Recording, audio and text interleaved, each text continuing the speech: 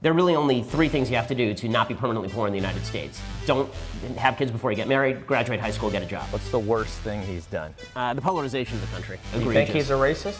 I don't know that he is a racist on a personal level because I'm always hesitant. It's the worst thing you can call someone in American life, so I'm always hesitant to throw around that label. Is it great for the country to have 10 million people with fifth grade educations coming in, or is it better for the country to have 10 million people with college educations coming in? I always think of what Albert Einstein said. The thing about smart people is they seem crazy to stupid people.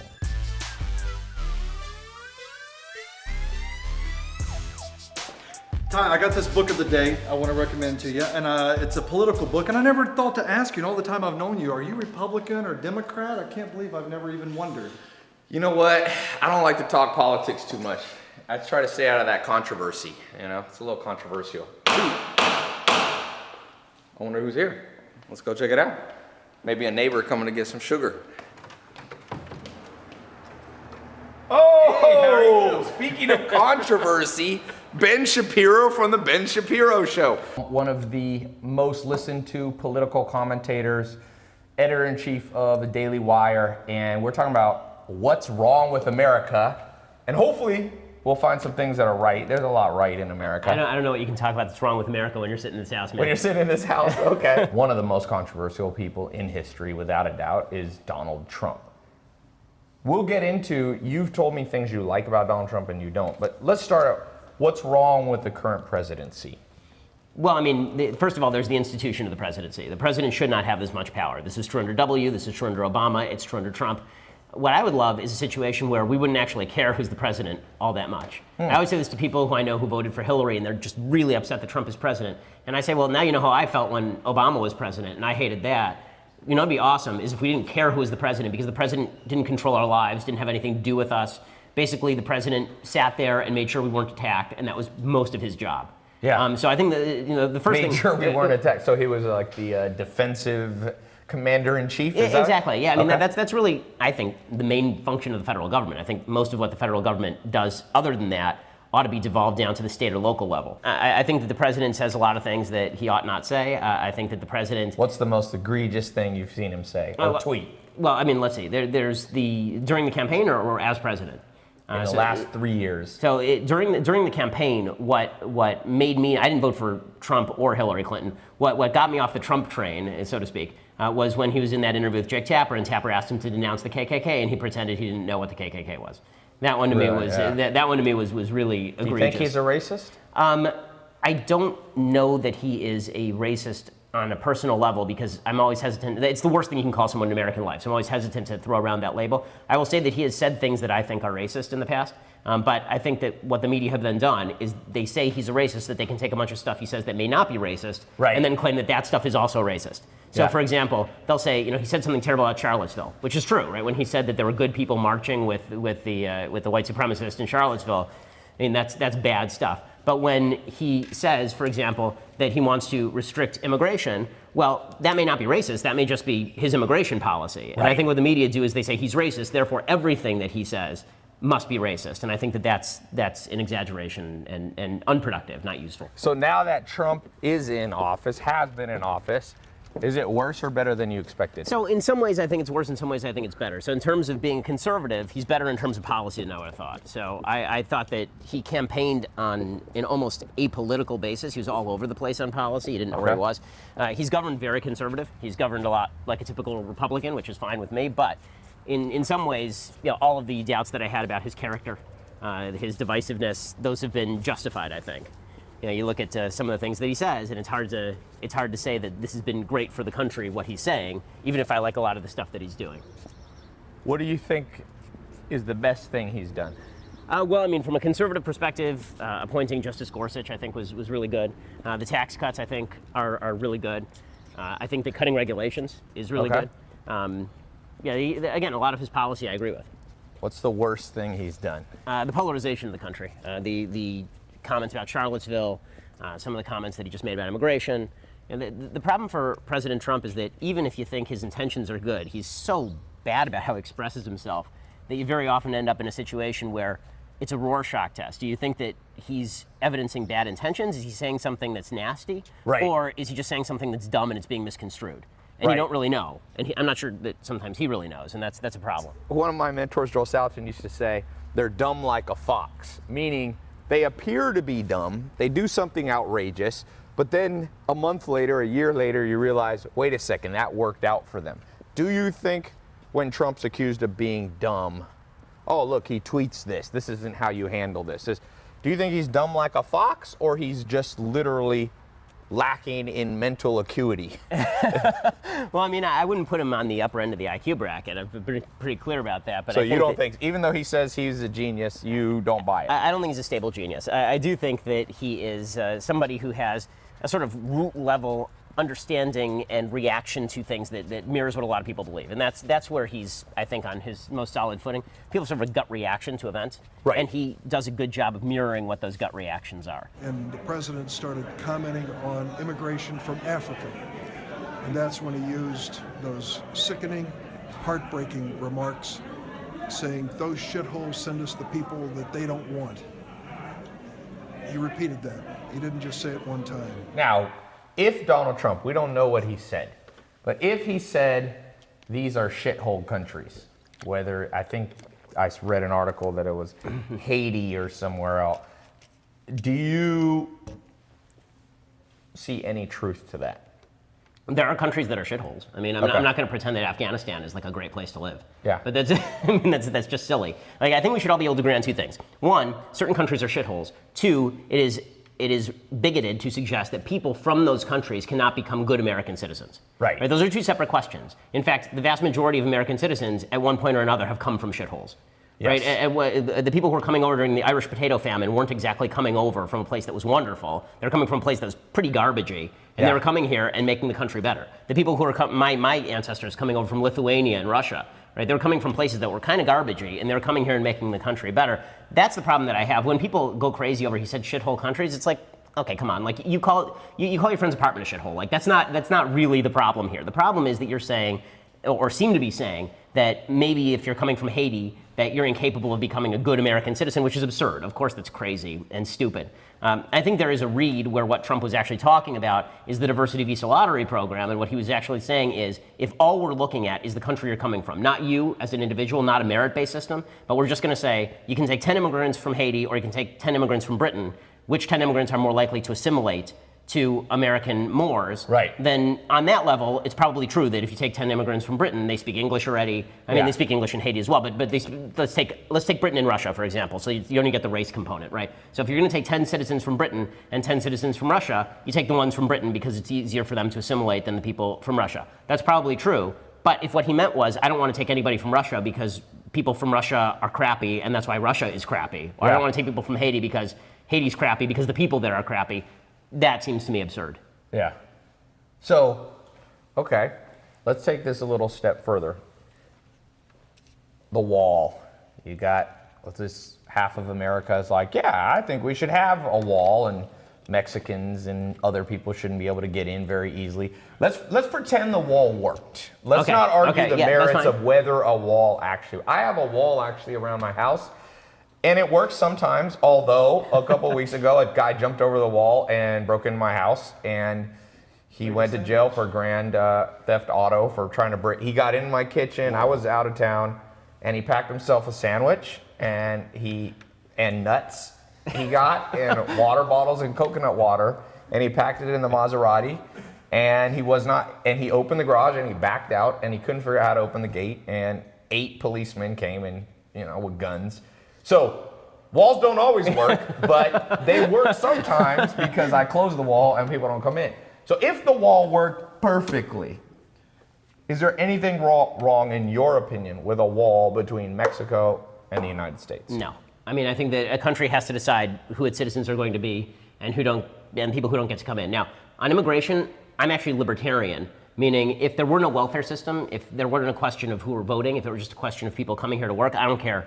If you come in to work, all power to you. I'm perfectly libertarian in terms of free flow of labor. So you're saying if we got rid of welfare, we didn't have to support people, you'd be like, come in and the best people stay, merit-based, and if you can't make enough money, you go back to where you're from. I mean, that's how immigration worked at the beginning of the 20th century. The year that my great-grandfather got here in 1907, there were, I think, 1.2 million people who immigrated to the United States, mostly from Europe, and everybody integrated. It was fine. Right? It took a generation, Yeah. and that's because the quality of immigration is largely dependent on the quality of the system you are immigrating to. So if Yes. you're immigrating to a system where you are expected to work, right? There's not going to be a handout. There's not going to be a hand up. You're on your own. Yeah. The people who decide to leave a place where they have stuff to come to a place where they have nothing and they're offered nothing, that's Yeah. going to be a very interesting group of people. Yeah. And that's why the United States theoretically, really throughout history, has thrived because of immigrants. Because the people who are leaving their countries are not necessarily representative of those countries. They're Yes. people who are very often the best and the brightest, They're and most outliers, entrepreneurial, yeah. exactly. And they're coming here for that. So, if in my best of all possible worlds, I have a completely open border and no welfare system, and at least not a federal welfare system, and as far as voting goes, you earn citizenship, right? You earn your way in, basically, and that would be fine with me. But we have welfare, we have cultural differences. People come in, they may expect welfare, or they may expect that they're going to be taken care of by the government, or they may be bringing biases from the countries they come from, the culture that they live with, and that's going to change the nature of the country that you live in. And so that means that you, as a society, have to determine who's good for the country and who's bad for the country, right? Is it great for the country to have 10 million people with fifth grade educations coming in, or is it better for the country to have 10 million people with college educations Yeah. coming in? And so you have to make those decisions. And that's not a moral decision sometimes it is, right? You don't want criminals coming in. But a lot of the time that's an economic decision, right? These people who are going to take out of the system or people who are going to contribute to the system. Yeah, it seems, so much as I just go through life, my advice to myself at 19 would be like, most things are common sense. It's like, do you want to have Pablo Escobar's coming into the United States? Well, we tried this. Fidel Castro let a whole bunch of people out of Cuba in the 1980s out of prison, and Miami's crime rate went through the roof instantly. This one woman came with a machine gun and started shooting people in nightclub lines. You ever seen that? She shot a whole bunch of... She was from a Cuban prison. So common sense, you let those kind of people, crime goes up. Common sense is... And I've always thought, we have technology. We can screen people. There's massive amount of data on how to do psychological tests that wouldn't be 100% accurate, but would be able to find good people from everywhere in the world and let them in. Because common sense to me, how do you build a company? And this is, I'll go out on a limb. This is my out on a limb political theory. Okay, we start buying people's passports and sending them to France. Because France doesn't like America. So basically we take all the non-productive people and we say, I'll give you $100,000 and a plane ticket to France. And then we find anybody anywhere in the world who's just good people. And we all kind of common sense know what good people are, right? And we pay them and buy them a house in the United States. Maybe not pay them and buy them a house, but we buy them a ticket here because that's how you build a good company. You know how Steve Jobs built a good company? He found a good programmer over at Google or at Microsoft, and he'd pay a headhunter to go poach them. He'd be like, pay that guy. Right now, they're poaching people, Google and Facebook, $1 million signing bonus. I'm like, why don't we take a book from business, which is kind of common sense. If you're dragging down America and you're going to cost America $1 million, be like, here's 100 G's cash, a sack, and an American airline, and we send them to all of our enemies. Whoever's your enemy, you flood them. That's what Fidel Castro did. So, I read an interesting book, and I want to switch a little bit over to race because we're talking about tribalism, and nothing's more tribal. So I'm somebody that's I did my 23andMe DNA test. I'm almost every ethnicity. I've decided I can make fun of everybody except Asians and Middle Eastern people. I'm 0% Asian, 0% Middle Eastern. I'm German, I'm Jewish, I'm 6% African. So I got all Native American. So I don't have to tread too lightly on this. Let's just be blunt about it. I think everybody who's sane agrees it has nothing to do with melanin in your skin. Black people, Latin people have more melanin because they came from parts of the world where if you basically get vitamin D poisoning if you didn't protect yourself. A lot of sun. But so I don't think there's anything on a DNA level really different between the ethnicities besides some minor aesthetic things. But are the cultures different in terms of so my last name's Lopez. Are Latins holding themselves back by how their general cultural and worldview is? Or I'm a 6% black. I'm not really that black, but are black people? Because if we look in the inner cities, my dad's from Harlem. okay? It's basically black people and Latin Americans for the most part. Is my group of people, are we sowing the own seeds of our own disaster? I mean, if there's a disproportionate number of people in a particular group who are not succeeding for any reason, one of the things that you obviously have to look at is the culture in which people are growing up. And that doesn't have to do, as you say, with race. It can have to do with location, right? There are places in Appalachia where there are a bunch of white people and they're really not succeeding. They're really doing poorly because there are cultural differences between Appalachia and other aspects of white America, right? You can do this in Los Angeles. Just drive to different areas with the same ethnicity and you'll see that people living in one area may differ from people in another area. The question really has to do with what are the cultural obstacles preventing your individual success. And I think there are cultural obstacles that differ based on less race than community. You mentioned having kids before you're married. Yeah, so that's an obvious one. So that's been growing in every ethnic group, right? So the fact is that in 1960, 20% of black kids in the United States were born out of wedlock. Today, it's over 70% of black kids are born out of wedlock. The single greatest intergenerational predictor of poverty is being born into single motherhood. That's not suggesting that you can't succeed if you have a single mom. I was born a single mom. Right, so I mean, you're an obvious example. But it is an obstacle that you have to overcome that you don't have to overcome if mom and dad got married. And that means that you can't do anything about how you were born, but you can do something about how your kid is born. Yeah. And that means that you should get married, presumably, before you have children. Again, that's not unique to the black community. You see in the white community, the single motherhood rate used to be 5%, now it's 40%. So it's rapidly increased. That is not, I think, good for children, I think, overall. And that's an obstacle that you have to overcome, right? I think that, but how do you fix it? How do we this is hard. You know, this is one area where I actually don't think it is. Okay. Meaning that this is the idea that you just have to get married before you put that thing there without that thing on it. Yeah. Right? Like, just don't do that. Like, this is where it comes down to individual agency. Yeah. Right? Don't have unprotected sex if you're not going to get married to the person that you're having unprotected sex to. Like, I don't think this is too much to ask. Now, I understand. I hold myself to a certain moral standard. I'm an Orthodox Jew. I was a virgin until I was married, right? It's a standard that I think worked, obviously. I've been married for almost 10 years now. I have 2 kids under the age of 4, and we're doing great. But the idea that there's something preventing you, society is preventing you somehow from making this very personal decision.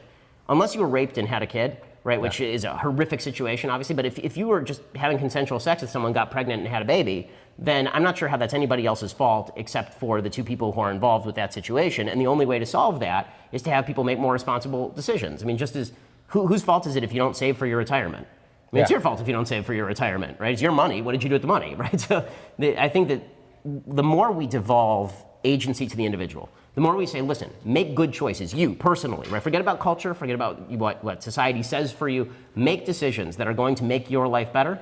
The more people will do it, and the better they'll do. I think saying that these decisions are difficult actually does a disservice to people. I don't think it's a difficult decision to do that. Oh, I got to interrupt you. Wow. It's somebody's birthday. Wow. Here to interrupt this conversation about racism, Maya said. On a lighter note, well, thank Oh, you. hey, let's Snapchat. Wait, Maya, do that. Wow, I'm officially too old for that. Yeah, I'm sorry. Here, Ben, can you look?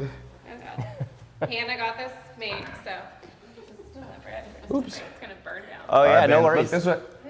Ben Shapiro here on the show, and look, we're talking about politics and racism, and Maya is breaking it up with "It's your birthday." Wow. We'll have Sam before Boom. it's on fire. Woo! Happy 21st birthday. Wow. There you go. We do want a piece. Everybody wants to stop and eat some. Happy birthday, dear Ben. Well, I'm not going to sing on the I have a bad voice. I have to admit, this is not how I saw my birthday go. There you go. Well, that was good. People said, "Ha ha!" Somebody said, "Happy birthday to you." Okay. So this person, she says, "I'm a single mother. I don't think one could choose it even if one gets married. The divorce rate is as high." So what she's saying, Candace Hoskins is saying, you're right. You should be married, but half the people get married end up divorced or more. So you're back to being a single. My mom was a single mom, but she was married when I was born, and then they were divorced. So I ended up a single. Do you think divorce is just as big a problem as kids out of wedlock? Well, I mean, statistically speaking, it is not. But I think that we have also changed our definition of what marriage is for, and I think that this has a serious ramification for the society. I think that when you get married, and I'll put it in sort of my traditional religious context. When you get married in a traditionally religious circle, the whole point of getting married is the production and rearing of children. which is why arranged marriages are still a big thing in many parts of the world, which is not a good thing, but it is a thing. And I think the reason for that is because the focus of marriage was having kids and raising the kids. And now the focus of marriage has basically been the same as the focus of living together. Are you in love with the person? Do you love the person? Do you find companionship with the person? And you can do all those things without getting married, right? The whole point of getting married, the reason society has an interest in marriage at all, is to make sure that there's a mom and a dad in the home. And this is particularly true for teenage boys, right? Teenage boys without a dad who's present all the time. I mean, I was a teenage boy. Boys tend to, they tend to either create or destroy. And without some sort of militating influence against what I think the left would call toxic masculinity, right? Men tend to lose their boundaries. So, divorce is a major problem. I think it's a separate problem from single motherhood, but I think that has to do with how we perceive marriage. If you think of marriage, this is now dating advice, but I think that my dating advice to everybody is find out if you're dating for marriage, find out the values of the person that you are dating more than common interests. Whether you like the same movies matters almost not at all. But what does matter is, do you have the same aspirations for your kids? Do you want to bring your kids up in the same way? What kind of community do you want to live in? How do you want your life together to be? And people don't even talk about these things. They just sort of fall into a relationship, live with someone for 2 years, and then after 2 years, I guess we probably have to get married now. And then they get married, and then it falls apart. Now, literally on my first date with my wife, this is not typical, but on my first date with my wife, we talked about free will and determinism. Really? Because the idea was... What a wife you have. Oh, I once went on a date with a girl in LA, and I said, I have to go to Miami, and she goes, what's that? I said, Miami, the city. She goes, I've heard of that before. Isn't that in Northern California? And now you've been married for 5 years? No. So that's a good litmus. If your prospective future wife asks you about free will and determinism, this is much better than if your first date goes, where's a large city? I've never heard of it. I'm a businessman. Over time, you do enough deals, even if you do them wrong, you gain some street smarts. Oh, yeah. Would you say, because like I said, I'm not super political, but he's somewhat street smart. I mean, that's hard to argue. 100%. I mean, he is a genius for branding. He is great at branding, and he knows how his brand is going to play, and that's where he's at his best. When it comes to actually understanding policy, that's a whole different game. So I think that he's good at pushing the idea of Donald Trump, but I think that once you get into politics, and people actually expect you to deliver for them as opposed to delivering on an investment or delivering on putting your name on a hotel, then people are more deeply invested on an emotional level with what you do. And I think that that's something he still hasn't conquered. Yeah. It's funny. It's almost like, and I notice, so I want to throw out a controversial thought I have. It's not super controversial, but so I live with the Amish. I've done many experiments in life. So I lived with the Amish for 2.5 years when I was in my early 20s. Why? I never became Amish. I just wanted to see what the world was like 100 years ago, and they're still living. They have intact families, zero divorce, basically zero crime. They're happy people. And one of the things they do in their church, they're basically believe like Christians, you can't aspire to be the preacher or the minister. So the way they do it is basically they draw lots, they draw straws. And so a person who could be the most humble, introverted person can become almost the leader of the community. Do you think there's maybe an inherently flawed, the methodology that we use to select presidents and senators, doesn't it draw a certain sort of narcissism, a certain Machiavellianism, a certain hunger for power that basically half the time, like you, when I look who's running, I'm like, are these the two best choices in 330 million person country? Do you think there is a problem in how we select? Should there be a different selection? I know this is going deeper. What do you think? I mean, I'm not sure that there's a way to necessarily avoid ambition unless you're going to do something like the system you're talking about, where you almost randomly select your leadership. But I think that if we're going to be in a representative system, a system where we actually vote for people, the most ambitious people are going to be the ones who run. And the Founding Fathers were pretty clear about this. When you read the Federalist Papers, they were very open about the idea that ambition was going to be there. This is why they suggested checks and balances in a small government, and ambition counteracting ambition. I think one of the big problems now is that the government has become so big and so unwieldy, and the executive branch particularly has so much power that we almost have an elected king who comes along every 4 years, sets regulatory policy, and nobody cares what Congress is doing. Like, when's the last time there was a headline about Congress? It's all about what Trump is doing, or what Obama was doing before that, or what W was doing before that. And so we tend to think of, who do we want to be king? And if we want somebody to be king, very often it's going to be a celebrity. It's somebody whose name you already know. Yeah. I mean, the fact is that George W. Bush was already a well-known name by the time that he ran in 2000. Barack Obama had already become well-known after the 2004 convention. Obviously, Trump was incredibly well-known by the time that he ran. Ronald Reagan. It's been a very long time, actually, since we've had a president elected who was essentially a nobody until they sort of rose on the public scene.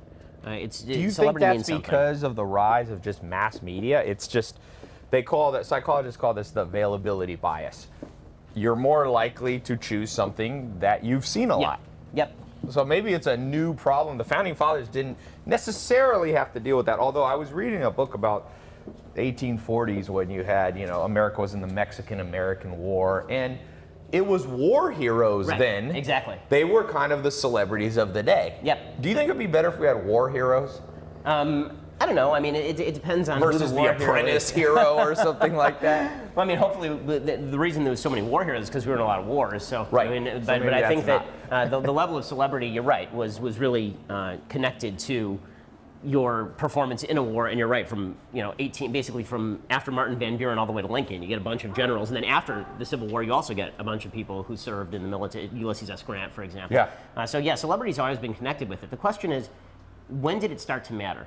Yeah. Because it was one thing to say, okay, we're going to elect the most well-known person for president when the federal government was tiny and didn't bother you. It's another thing when it's somebody who has no experience but is a celebrity, and now they're running the most powerful government in the history of mankind that has the capacity to take all of your wealth and regulate you out of existence. Now, should we elect the most qualified person, or should we elect the celebrity? And the founders, George Washington was a celebrity in his time. I mean, the idea that celebrity was absent from politics is not true, but it didn't have as much of an impact on us because the government just wasn't big enough for it to have that much of an impact on us. So here's an interesting question. Fred says, he thinks what's wrong with America, too many people with the 1950s mindset. Now, you could take that a lot of ways. I don't know Fred's background, but you could take that, talking about racism, you can take that 1950s, a little bit of a warmongering time. We're coming with Vietnam, Korea, transitioning to Vietnam. Do you think it's wise?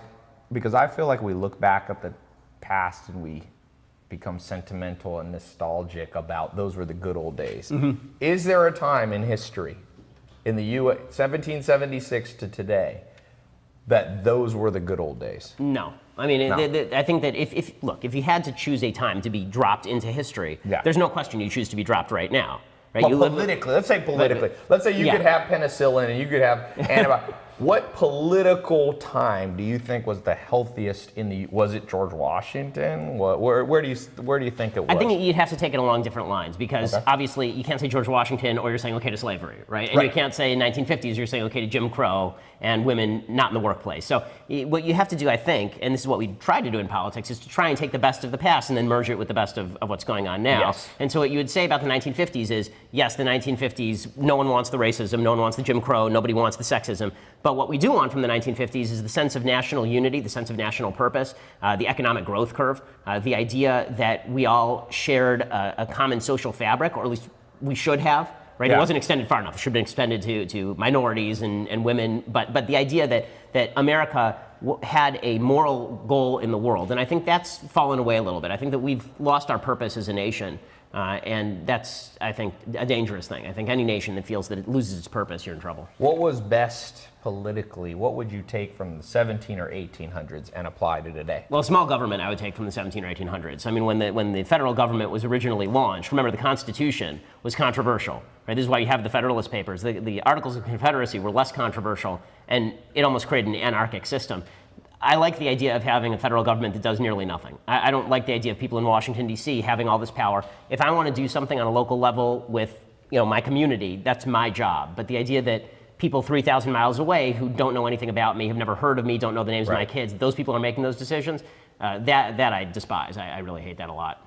Yeah. My first mentor, Joel Salatin, he called himself a libertarian. I don't think he necessarily wanted to vote for the last libertarian candidate, but he basically said he thought it was simple. He said, look, and I had an economics professor who said the same thing. Anytime you have a complicated problem, shrink it down to a real life situation. So if you're trying to decide what restaurant you want to go eat at, does it make sense to call your friend who lives in Cambodia and knows nothing about Los Angeles? Or do you want to call somebody who lives in Los Angeles and be like, what's the best sushi restaurant?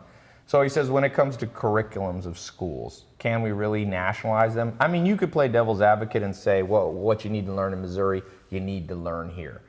So I want to play both sides of this. What are the things, because I'm kind of on your train that state, local makes sense. What are the things, though, that should be run by a national government? There has to be something. Military, you said. Yeah, the military. I mean, it's the most obvious. Right? What else? Nothing. I mean, nothing. I mean, pretty much nothing. I mean, I think that because I think that most of the problems that we're talking about are not solved by the federal government. They're solved by individuals. I mean, if you're talking about local education, for example, let's say that you have a state or a local. Oh, thank you. Let's say that you have a state or a local that is teaching stuff that you think is wrong. Mm-hmm. Well, you as a parent, it's your job then to presumably pick up your kids and move somewhere where it's better. It shouldn't be a top-down structure. It should be, I don't like it here, I'm moving. Or my friends and I are forming our own school, right? The idea is that, the real truth is that educational failures, statistically speaking, tend less to be about the educational system than they tend to be about the presence of parents in the home, how much focus the family is putting on education, which is why you see certain immigrant groups really outperforming based on how these immigrant groups treat education. So Korean populations coming to the United States spend an awful lot of time focusing on education. The Jewish population, when it first came to the United States, it's really fascinating when you look at the IQ studies. When European Jews first came to the United States, they scored significantly lower on IQ tests than the rest of the general population, and within a generation they were scoring a standard deviation higher, which shows, number one, malleability of IQ, but second of all, it's because European Jews actually cared a lot about learning and education and growth that way. The point is that the decisions that you make on a daily basis are the ones that are going to change your life. And looking to the federal government to fix your problems is not only rarely a solution, it's usually more of a problem. They're taking power from you, supposedly to help you. You're better off, in my view, keeping that power to yourself if you can get it. Localism, I think, is more of a solution than the national government stepping in. Look, there are federal rights that have to be protected. So, for example, the 14th Amendment to the Constitution suggests that due process of law and equal protection of the laws is something that has to be protected by the federal government. So if a state decides we're just not going to let black people vote, right, then the federal government has to come in and stop that, obviously, under the Constitution. But those roles are incredibly limited, and I think that the stuff the federal government does now, I mean, they're regulating how much water goes through your toilet. I mean, it's crazy. I talk a lot about what's wrong with the education system. And one of the things that I think is wrong with the education system, I'm interested in cryptocurrencies, but also the blockchain, which is really a tool to decentralize things. And Joel Salatin, my first mentor, said, we have the same education system. If you got in a time machine, went back to pre-Germany, Otto von Bismarck, late 1800s, they were teaching a system that created robots and created soldiers, and that's what they wanted, people who obeyed. Everything else has gotten better. You don't travel by steam engine anymore. You don't put leeches on your body if you're sick. We have penicillin, but we haven't, if you go in the classroom, it basically hasn't changed. And part of the problem, Joel Salatin told me, is a few bureaucrats in Washington, D.C. decide what you need to learn. Well, do we need to only learn what the hypotenuse of a triangle is in the year 2018? What about learning how to use Excel? Learning how to buy a house? What's your take on education and what's wrong in America? So I think that the biggest thing that's wrong with education, I agree, is a certain level of centralized control. I skipped a couple of grades when I was growing up because the system couldn't handle me being in a particular grade, so I had to end around the system. And it was only because I had a principal who didn't care about ending around the system I was able to do that. I was in public school when I was in third grade, and she said, you're beyond this, skip third grade. But we had to game the system basically in order to do that. I think that there's no reason why education has to be done the way that it's done. I mean, everything is so decentralized now. We should be able to personalize educational programs to nearly every kid. Now, you don't necessarily have to do it when the kid's 5. Right? When the kid's 5, you still have to learn how to read, you still have to do basic arithmetic. But by the time the kid's 11 or 12 years old, the idea that everybody has to be learning exactly the same thing is really stupid. And then the idea that everybody has to go to college, regardless of what your major is also incredibly stupid, right? Like, my wife had to go to college because she's a doctor, so she was actually studying actual things in college. I had a poli-sci major at UCLA. You're telling me I couldn't have gone straight to Harvard Law School and studied law? Like, I needed those 4 years of learning nonsense in poli-sci and just going into debt in order to do that. Like, the idea that... So in hindsight, would you have skipped, and gone straight to law school? Yeah, I mean, frankly, I think that law school should be skipped and you should go straight to an apprenticeship. I think that actually is the way people used to get jobs. I mean, once you have a job, The way people do their jobs is they actually go in and work at a job for a year, and that's how you Yeah. get good at the job. No one is qualified coming out of college for Yes. anything, right? I mean, I agree with that. You're pretty I much hire useless people. coming out of college. Yes. So far, I have all the people I've hired in over 10 decade plus. Never hired someone competent on day one. Exactly. Ever. Exactly. And I wasn't competent on day one. Humans learn. I just read an interesting piece of research. It says, one of the problems in schools is you're primarily being taught by what they call the tutorial method, like somebody preaching at you, Matt. And they said what people learn better through is some mixture of kinesthetic learning and kind of case studies. So like bringing it, like you said, personalized down to that student's learning methodology, not just preaching at them. And the way we do it, fascinatingly enough, is only 15% of people learn the way that all school classrooms are set up right now. So we're basically doing something that we know fails for 85% of people. It's mind-blowing. I mean, I think what you were saying originally is exactly right. If you look at how the educational system was structured, it was structured to make workers for factories. It Yes. was structured to make workers for particular businesses. And that's not what we're into anymore. I mean, since I graduated from law school, from 2007 to 2018, I've been in 6, 7 different jobs. Right, the days when you were at one job forever are just gone. Yeah. Like my grandparents working at a place for 50 years. No one's ever going to Yeah. work at a place for 50 years. First of all, the company that you're at can be around for 50 years in all Yeah. likelihood. Right, the turnover on the Fortune 500 is incredibly high. Yeah. So you better be constantly increasing your skill set and learning new skills. And I mean, you're great about this, but I mean, learning is a lifelong process. And if you're Yeah. not deepening that, then you become useless in the marketplace pretty quickly. So let's talk about, we've talked about politics, let's just talk about Ben Shapiro, the human. Forget Debatable, politics. but Do some people debate that? What do they call you? Robot? Yeah, A you get a robot? lot of that, yeah. Well, I always think of what Albert Einstein said. The thing about smart people is they seem crazy to stupid people. So you can sometimes say that. Let's take us back. So you grew up, were your parents Orthodox? So my whole family became Orthodox when I was 11. Okay. So I do remember eating at like Kentucky Fried Chicken and McDonald's. Really? So, yeah. So so they were Jewish, but just kind of More not secular, practicing. and then they sort of moved toward What made them Orthodoxy. change? So my parents went to a congregation down actually in Venice Beach. Okay. And my dad was always sort of connected to the Jewish heritage, and I think because he was connected to Jewish heritage, he became more interested in Jewish lifestyles. He was brought into the synagogue and started practicing Sabbath with my mom, and it sort of grew from there. So religious moving toward religion very often is experiential more than intellectual for people, and I think Yeah. that's probably true for my parents. Yeah. So now you've grown up, went to school, did kind of the college thing. Now you're an entrepreneur. You've got, your shows. Let's talk about business. What have you learned in business? What's the number one thing, if you could go back, when did you really start in terms of the business of talking about politics? How long ago? Well, I mean, I've been writing about politics as a pundit since I was 17. So Yeah. so literally now half my life Yeah. I've been doing this. But as far as kind of running businesses Yeah. and all of that, last 5 years, basically. So if you could go back right now, time machine, we're back in 2013, what are you going to tell younger Ben about running a business profitably? What's the biggest mistakes you're like, do not do this? I think forcing it. I mean, Okay. really, I think that the business opportunities tend to present themselves, and when they do, it's a short window, so you have to jump on them. But very often, what I would do, I know from personal experience, I would have an idea, and I'd be like, you know what, this is a great idea, and I wouldn't do necessarily proper market research. I wouldn't actually, think through all of the various angles on it. I'd be like, okay, let's do it. Let's do Yeah. it, because now's the time to make my money. We're going to go, and we're going to do it, and force this through.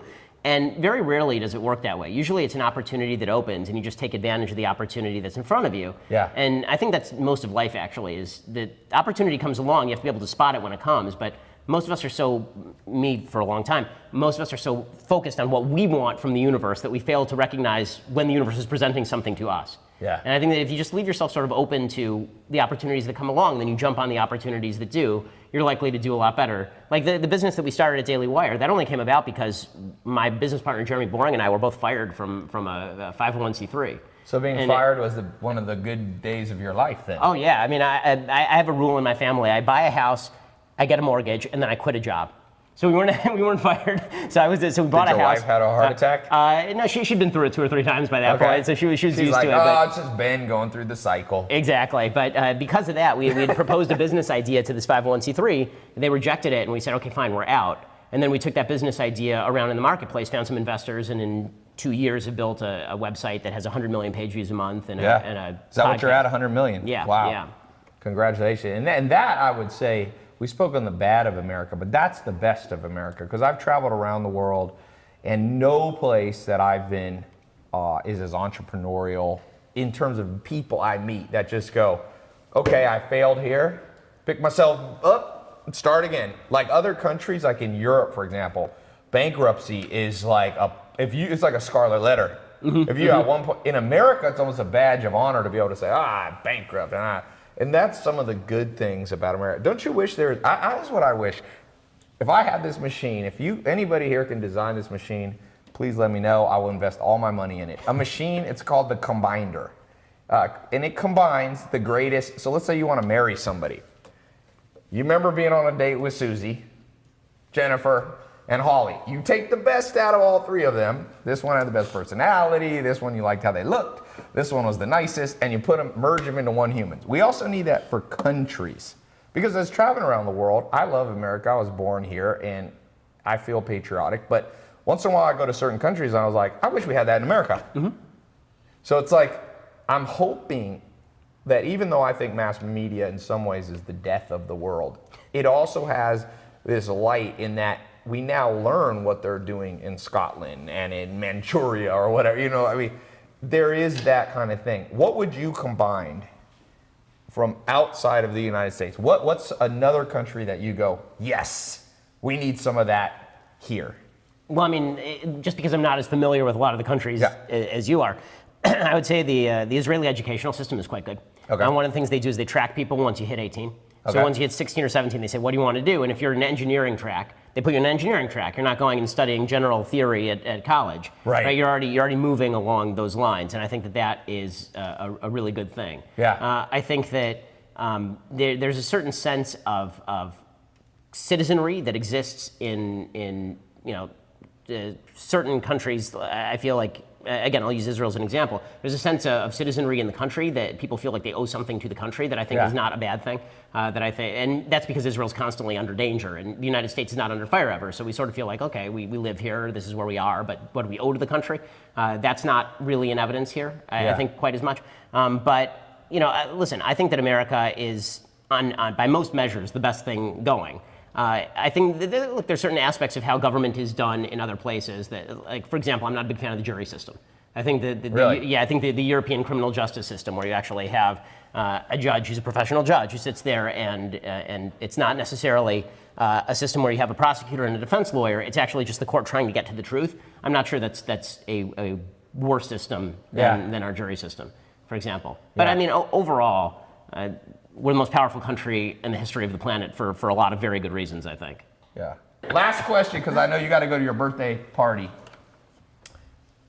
And I might have your mortal enemy on after you're gone. Knowles is here? We'll see. I might have a surprise besides the goodness. birthday party. Besides the birthday cake. North Korea. We're going to end on a light note. I like to end on a very light note. Let's talk about North Korea and nuclear and the annihilation. devastation of planet Earth. Do you think there's a chance? First of all, is Trump handling it correctly? And is this something we need to be worried about, or is it just like the Hawaiian text alert yesterday? That's a false alarm. So I think, I tend to be more sanguine about this than a lot of other people. I know a lot of people are panicking about North Korea. First of all, I don't think that the leadership in North Korea is thinking, oh, Trump tweeted something, I'm going to nuke LA. If I thought that, I'd sold my house a while ago and moved in country, right? Moved into Iowa, away from the coast. But the idea that, look, the Kim family wants to maintain power. That's pretty much what they want out of life, this we know. And they also know that the minute they fire a nuke at anybody, we are going to wipe out their entire country. I mean, they will not only lose their power base, the entire country will basically be a sea of glass. It'll be over for them. So the real danger, I think, is not that. The real danger is their capacity to maintain power over the long haul and keep their gulag going. That's a danger to their own people. As far as them posing a serious danger to outside countries, only if the regime thinks it's going to fall, maybe they fire into Seoul. But as far as a direct threat to the United States mainland, I'm less worried about that. Because again, they know that's the death certificate for them. I mean, the minute that they fire So you anything think he's goes. logical? Obviously, he's somewhat crazy, Kim Jong-un, but you think he's logical enough to be able to go at an animal level, me press this button, me die? Yeah, like that's that right. Yeah, I think that's kind right. of thing? Okay. He's I mean, he's crazy, but I don't think that he's. I think that part of his strategy is to appear crazy. Frankly, every time he appears crazy, we give him something. Yes. So if you, I mean, this is what his dad did and his grandfather did. So is he dumb like a fox? I think he's crazy like a fox. Crazy like a fox. I've met a few people like that. Okay, so here's the deal. I brought I brought not only a birthday present, cake for you, but a birthday present. You want to come around this way? I brought your favorite friend here to close up the show. No. Yeah. No. Hey, what's up, guys? No. Happy birthday. No. Mortal enemies. No. For your birthday, I brought on your least favorite person on the planet, Michael. Unbelievable. Hey, what's up, guys? So I heard there was cake. I heard there was cake for Ben's birthday. And basically, my whole strategy in life is for Ben to have a birthday and for me to come eat some cake. For you That to is torture basically, Ben. yeah. There's a koi pond right behind you, dude. And You're gonna push you in. It's like a James Bond layer or something. I'm going to be eaten by koi fish. All right, we might have to separate you. Security! Security! Are they going to take him? They might have to separate you two, or people are gonna end up killing my fish. Those fish have been in there for years. All right, where can people find you? This is one of your best-selling books. Yeah, it is. Yeah. What's the best place for those who don't know you? So check us out over at dailywire.com, and you can buy a subscription over there. And if you want to check out the podcast, then all the usual places you get podcasts, iTunes, SoundCloud. We're also on YouTube, of course, so go over there and subscribe. Those are the best places, I would think. Also, Twitter, follow me at Ben Shapiro. I'm pretty active over there. Happy birthday, my Thank you. friend. I appreciate it. Thank you. We're gonna cut the show. For those of you we didn't get any questions, somebody said his name is Michael Knowles. That's what somebody said. Somebody said, guys, they're actually friends. Thank you for seeing the satire through it. I'm gonna walk them out, and then I'll be back. Thanks, everybody. If we didn't get your opinion, sorry. Go on his YouTube and comment. Say, Ben, loved your show with Tai. Talk to you soon.